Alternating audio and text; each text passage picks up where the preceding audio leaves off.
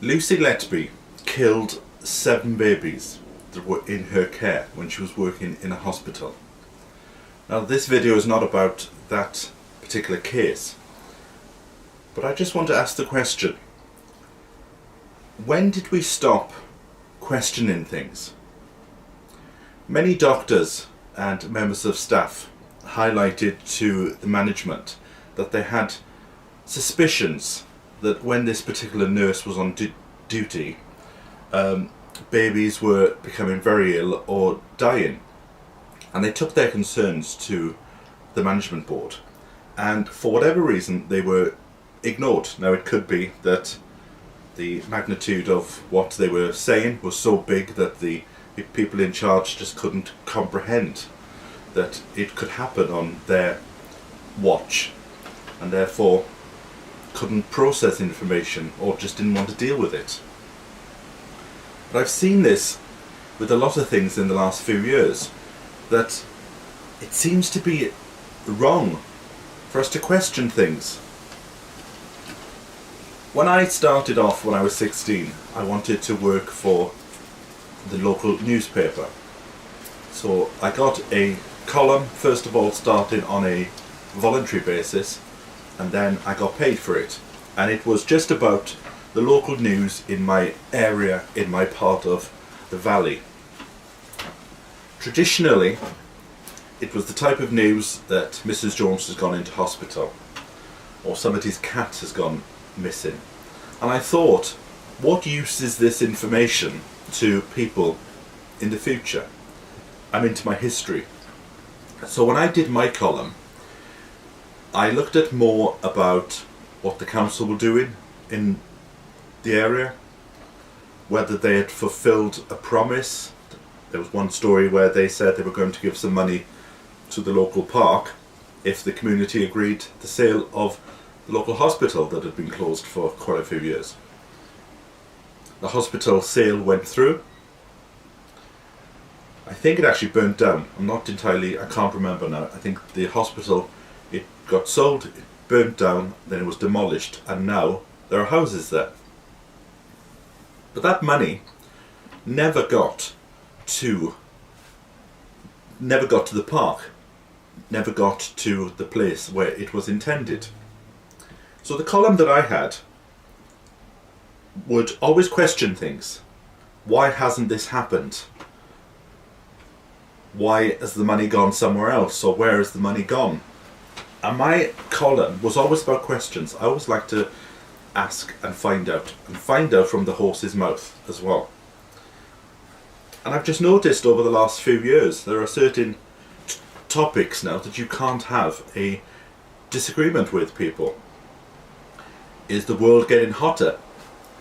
Is it getting colder? Where do you go for this information? Because the information that you go and find, you then have to ask, is there a bias to this information? Is somebody, an organisation, trying to push their own agenda? Now, I went to comprehensive school in the late 80s and early 90s, and we were taught, and this is just one example, that the world was getting colder. Not through any intervention by human beings, but it was just getting colder because that was the natural way of the world, because everything goes in cycles. We have seasons: spring, summer, autumn, winter. And that was the same thing. The world was just going through a bit of a cold snap. But now it appears that the world is getting hotter. So when did that information change?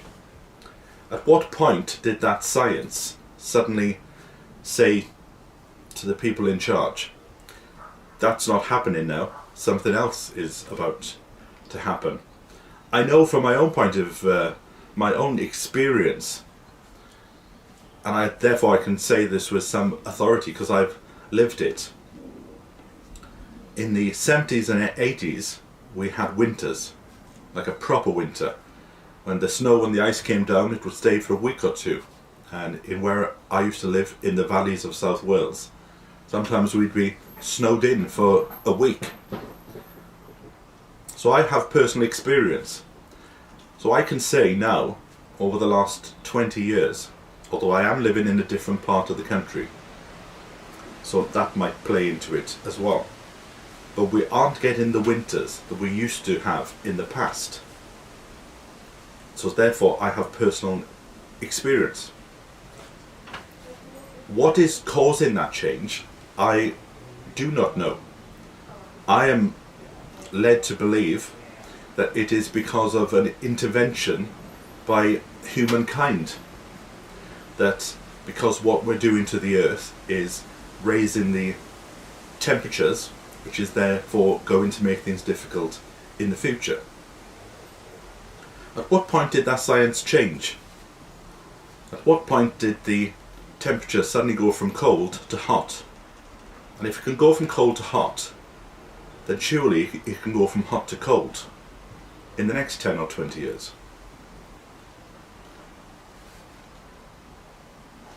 Who questions the questioners? Where do you get your information from?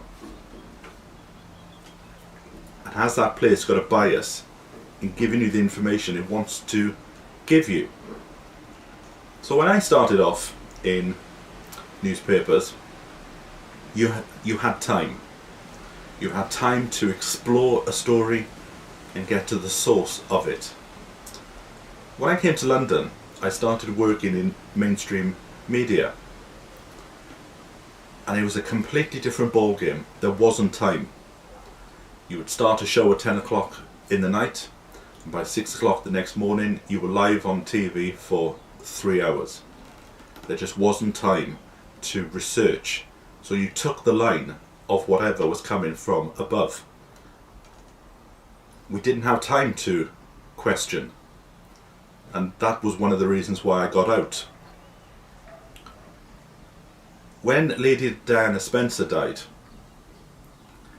in August, can't remember what the year was now, there was so much media interest in the case that not all journalists could get into the court. So they were in a tent outside. And again, this has come to me through second hand, so we'll just take it at face value. All the journalists were in a tent outside in the grounds of the court because they couldn't get inside. And at the end of every day, a designated person would come out from the press and tell everybody what had happened in court. And then that would be put into the newspapers as fact. But it's very well documented by some journalists that managed to get into the court that what was being relayed to the tent outside wasn't necessarily what had happened in court.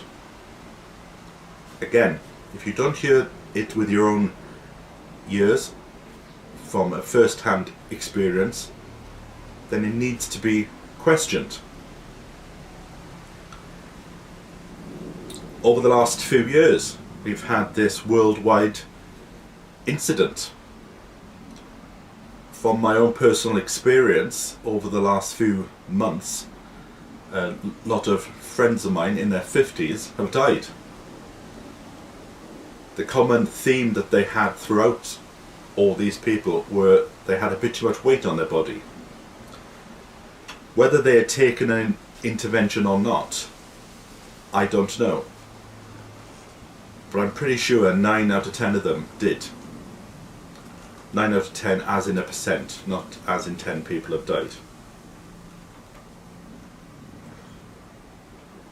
But surely it's wrong for us not to question that. The mantra is we follow the science. But as I've just shown in my demonstration of the world's getting colder and hotter, the science can change. And we should question. We should always question things. Question the questioners. We should always question things, because otherwise, how are we going to learn for the future? Humankind seems to be making the same mistake over and over again.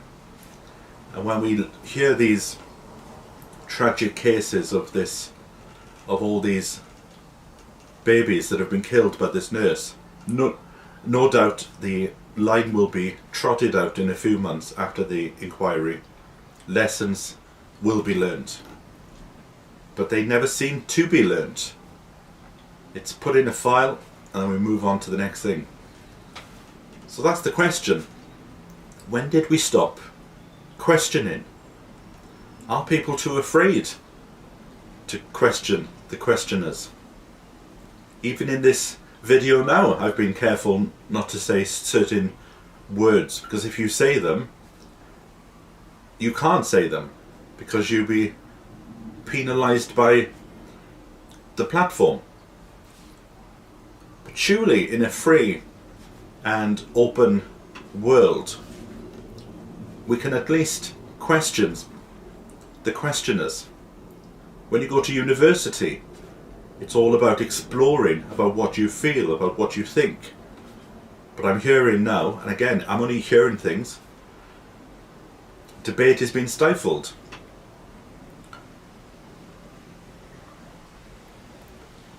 You just think, just put me in a cabin in the woods and let me get on with my own life and let me just shut myself off from everybody else.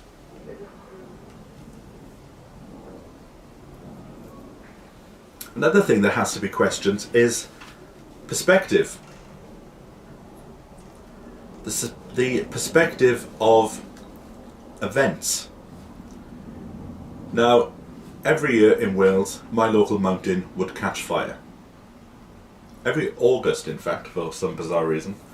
Maybe because of the kids' holiday, I do not know. But August is an interesting month, full stop, from a newspaper and TV point of view. Because there's not a lot going on. Because a lot of people have gone on holiday, MPs are off, so their standard fodder for the newspapers of what's going on in Parliament, who's disagreeing with who, that isn't around in August.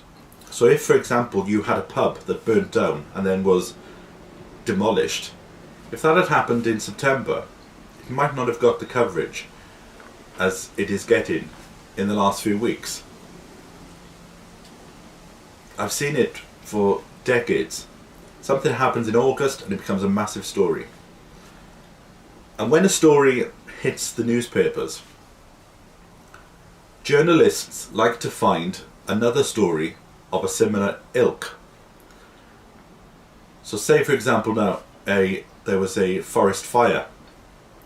You will find over the course of the preceding 2 or 3 weeks, there will be a lot of stories about forest fires.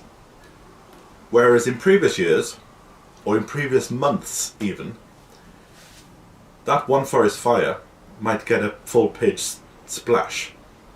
But it might be another 2 or 3 years before you hear of another one. Every summer you will hear a story about children who die in lakes. Then you get 2 or 3 stories of the same ilk. Because the newspapers can see, people were interested in that story. Let's find another story. Because at the end of the day, it's all about newspaper sales.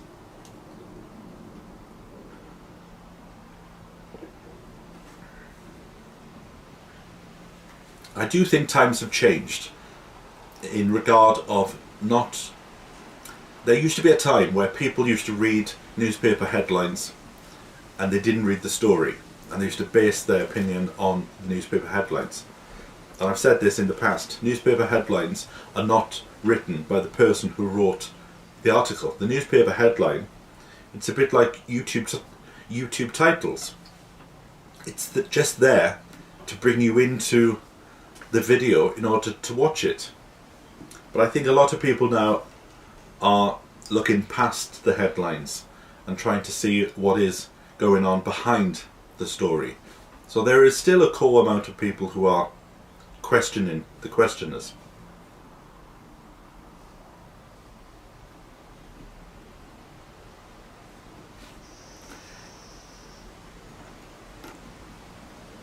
There are some stories in the world, such as is the planet getting hotter, that are just so big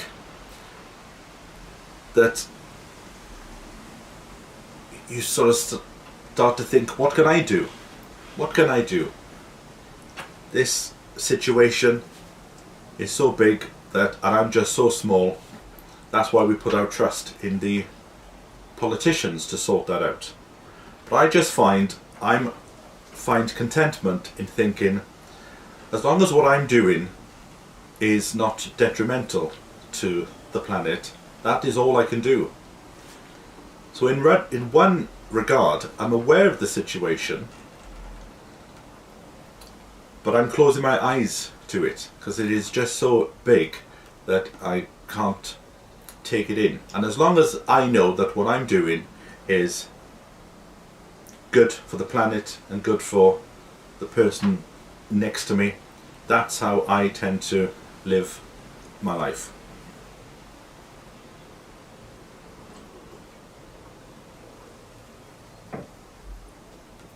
So I think the question is, for me, for this video, is when did we stop asking questions?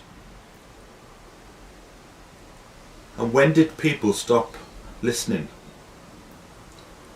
If those managers had listened to the complaints about the nurse at the very start, then a lot more babies could still be alive today.